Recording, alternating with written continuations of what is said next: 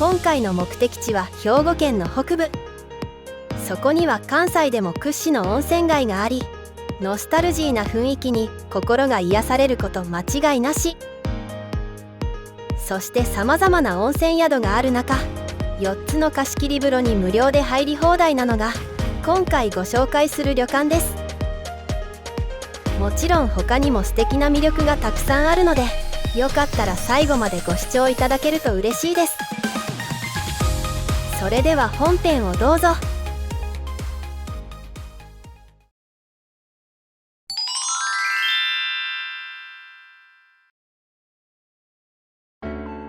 今回ご紹介する旅館は兵庫県豊岡市の城崎温泉にある三国屋です。城崎温泉といえば食べ歩きや情緒のある温泉街に7つの外湯巡りが有名で、外国人観光客にも愛されている温泉地です。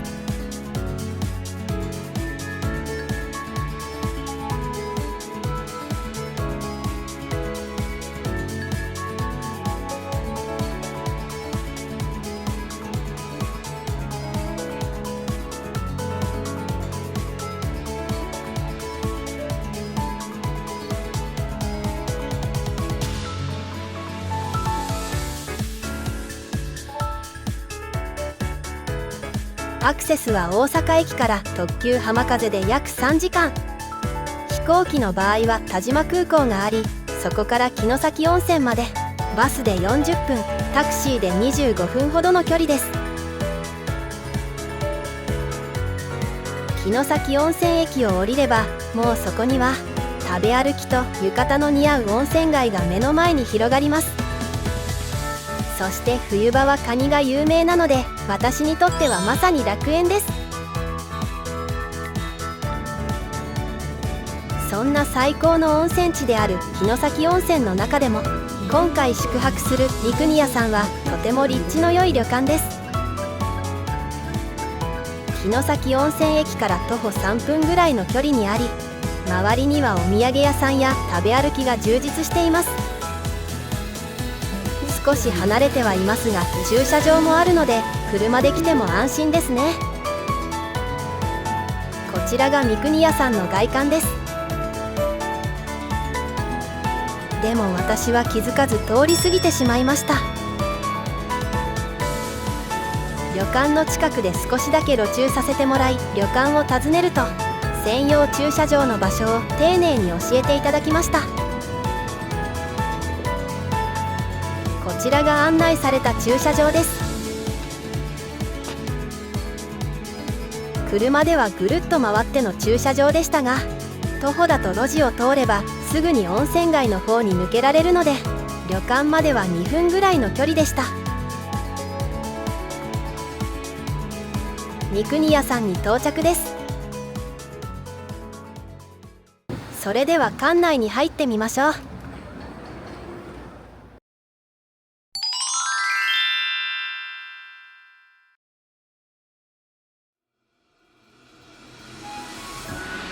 こちらが館内の様子です。美しい屏風があり、まさに和といった印象です。ご覧の通り、とても綺麗な雰囲気で、今からこのお宿に泊まると思うとすごくワクワクします。こちらがフロントで、到着時に駐車場の場所を尋ねると地図での丁寧な説明で分かりやすくて安心でした。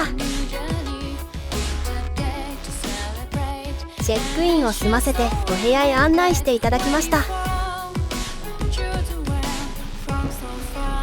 ご夕食はお部屋食でございます。そして朝食は別会場で広間のご用意になります。お時間8時から8時半の間にお越しください。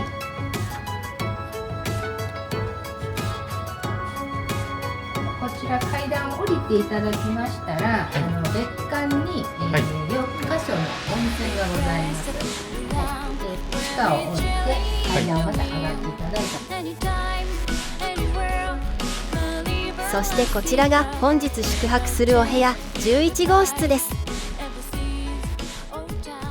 ドキドキしつつ早速中へ入ってみましょう。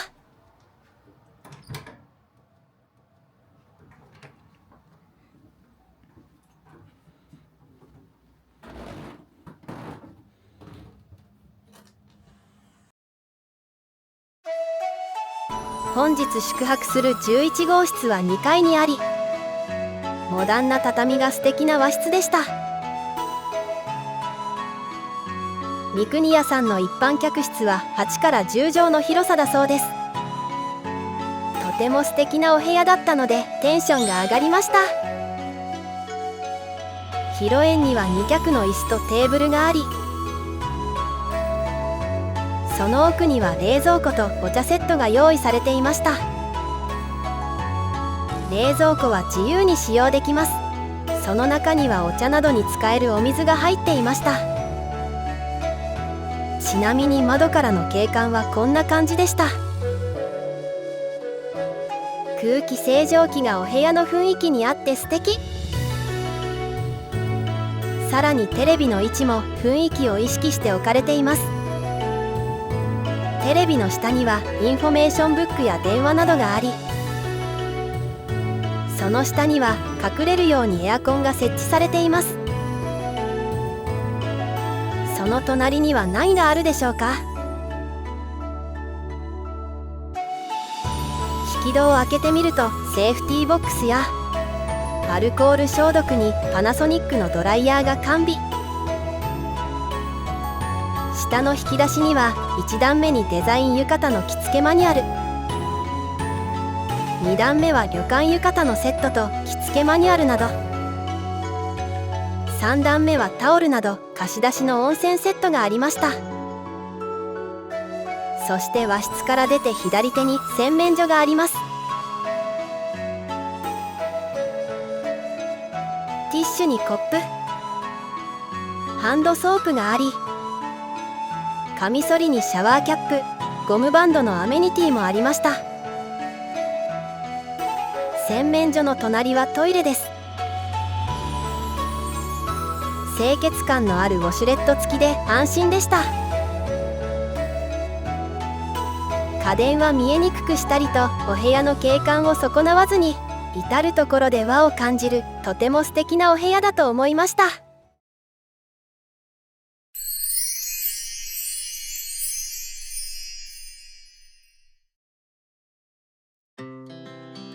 続いては貸切風呂のご紹介です。案内の時に教えていただいた階段を降りて少し登ると別館へつながっています。三国屋さんではなんと4つの無料貸切風呂に好きなだけ入ることができます。まず入り口には持ち帰ることができるさまざまなアメニティ類が置かれていました。そしてこちらが貸切風呂エリアの休憩所の様子です。座れるスペースが広く取られていてのんびりと過ごせました。また自由に利用できる本も置かれていました。もちろんウォーターサーバーもあり、その隣には嬉しいことに無料のアイスが。やっぱり城崎温泉は湯上がりアイスですよね。いよいよ4つの貸切風呂のご紹介です。1つ目は夢という貸切風呂です。こちらが脱衣所の様子で、どの貸切風呂もおむつを替えられる台が置かれていました。ここのお風呂はどんな感じでしょうか。夢の貸切風呂は2人ぐらいで入るのにちょうどいいサイズ。洗い場は1つでシャンプー類が置かれていました。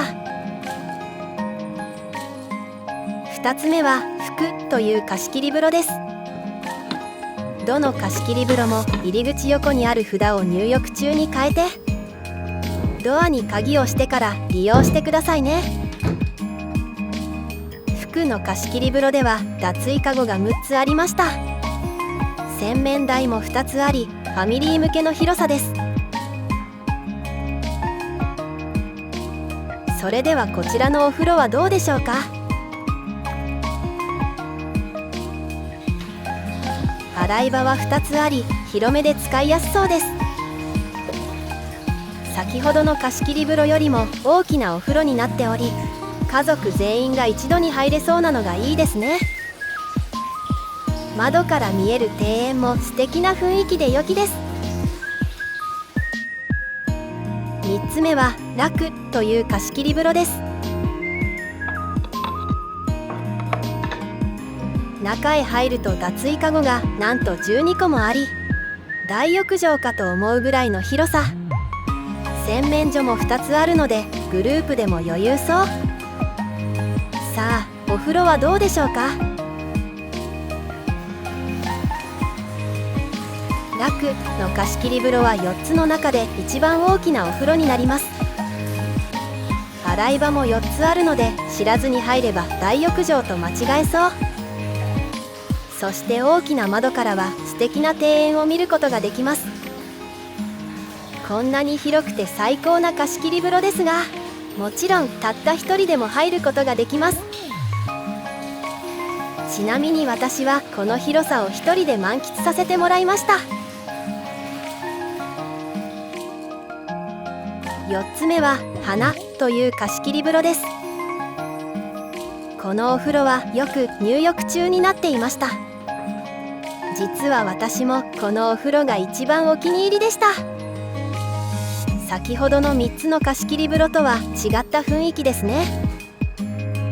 補足ですが、どの貸し切り風呂でも予備のタオルが置かれていました。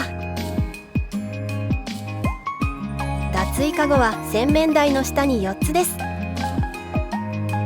さあ、お風呂はどうでしょうか。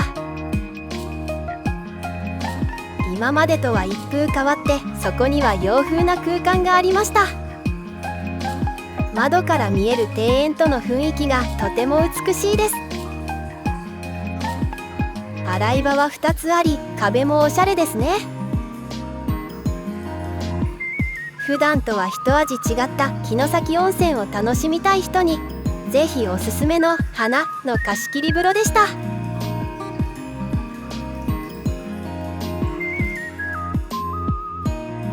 そしてお風呂上がりのアイスは格別です。どの貸し切り風呂もとても気持ちよくて最高でした。チャンネル登録よろしくお願いします。今夜の夕食プランは海と山の幸懐石。嬉しいことに部屋食なのでゆっくりと食事ができます。お酒などのドリンクや追加メニューも豊富なのがいいですね。私の大好きな飲み比べセットがあるのもチェック済みです。スムーズな配膳で素敵な料理がお部屋に運ばれてきました。まずはどのお酒で楽しむか頭の中で思考中です。前菜はのどぐろれんこん翡翠巻き、アワビうま煮、彩り甘エビなど。お作りは甘エビ、タイ、マグロとハマチです。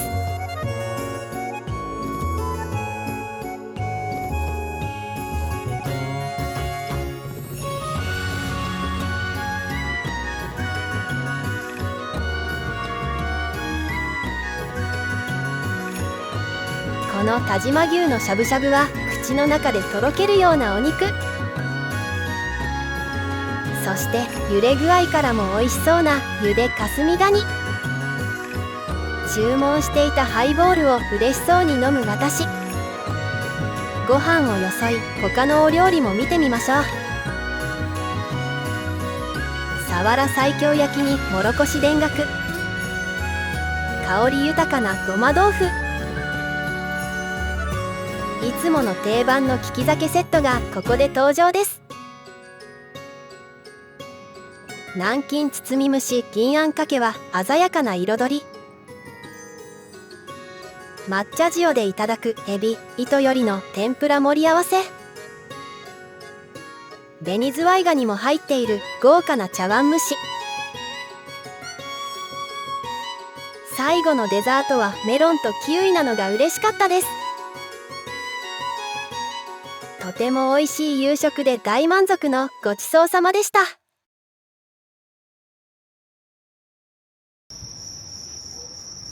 お腹がいっぱいなので少し夜の散歩をしました。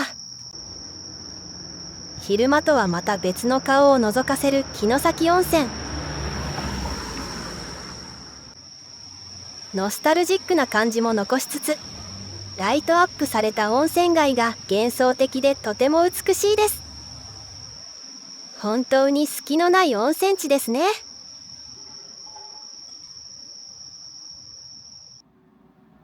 ふかふかのお布団でおやすみなさい。今朝は花の貸し切り風呂からおはようございます。空いていれば自由に入浴できるのは本当に最高です。のんびりしたらお腹が減ってきたので朝食へ行きましょう。朝食会場は3階なのでお部屋から階段を上がってすぐでした。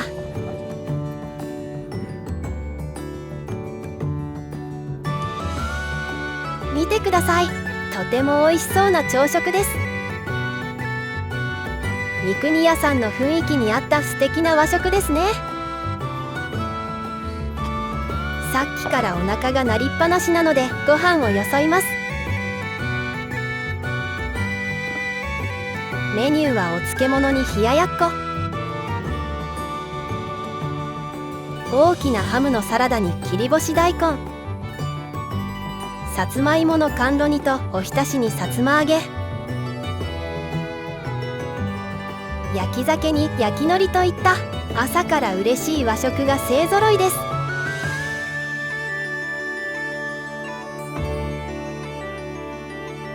そして黄金色で美味しそうなだし巻き卵にお味噌汁。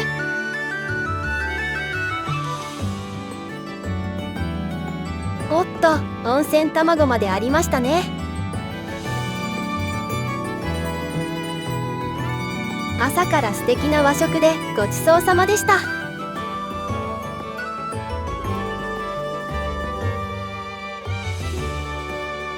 今回は城崎温泉にある三国屋さんをご紹介させていただきましたが、いかがだったでしょうか。